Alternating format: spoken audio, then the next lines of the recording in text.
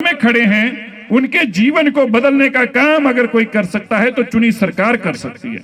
इसलिए चुनी सरकार की बहुत अहमियत होती है। मैं मानता हूं जो अटल बिहारी वाजपेयी जी ने कितने सौ साल पहले कहा था, मैं मानता हूं वो बात सच थी कि चुनी हुई सरकार सत्ता का तभी लाभ है अगर वो वंचित, पिछड़े, जरूरतमंद, गरीब लोगों के लिए मसीहा के रूप में काम कर पाए, तभी वो सरकार सरकार है। वरना सत्ता हासिल करना बेईमानी है, बेईमानी से अलावा कुछ नहीं है।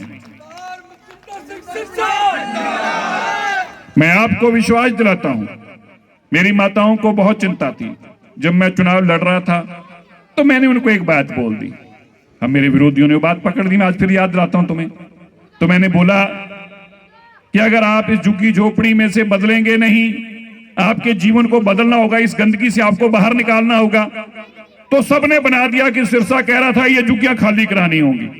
बड़ा, मेरे श्री जी कहां हैं? श्री जी मेरे द्वारे हो गए। अबे बोले आपने क्या बोला है?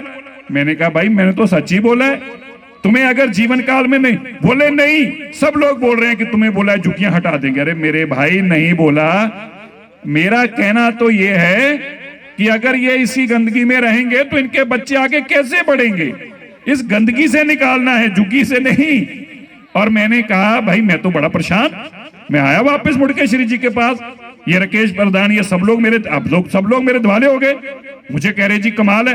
और तो और जब मैं वहां रहा था तो मेरे जो इस क्लस्टर की प्रमुख थी हमारी बहना, वो मुझे पकड़ के अपने घर ले गई। अभी पता नहीं मुझे यहां दिख नहीं रही।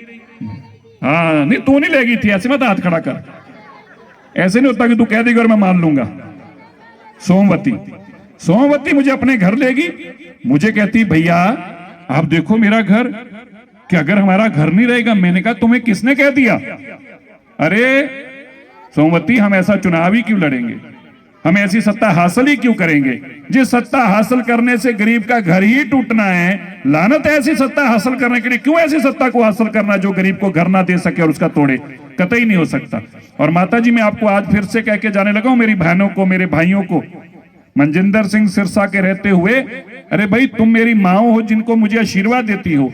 अगर माँ के घर की तरफ कोई देखने की जरूरत करे तो साले का माफ करना, मतलब उसके खिलाफ कुछ भी खड़ा करना पड़े, हम खड़े हैं। लेकिन कतई नहीं हो सकता कि हमारी बहनों के, माताओं के घर की तरफ को देख पाए। हाँ, ये मेरा जरूर कोशिश है कि मैं आपको इसी स्थान के ऊपर अच्छे घर बनाकर दे पाऊं।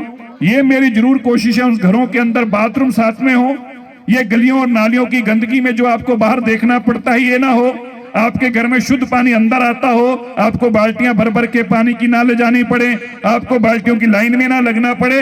ये मेरी मंशा जरूर है कि आपको यहीं जहां हम खड़े हैं, इसी घर में जहां आप रहते हैं, यहीं पे ही बहुमंजिली घर मिले, पक्का सरकारी घर जिसका रजिस्ट्री आपके नाम हो, जिससे बैंक से लोन आप ले पाओ, आपके बच्चे पढ़ पाए और फकर से और इज्जत से एक अच्छे मकान में रहते हुए समाज में अपना कद ऊंचा करके घूम पाए। ये मेरी जरूर मंशा है। मुझे जब जब मौका मिला मैं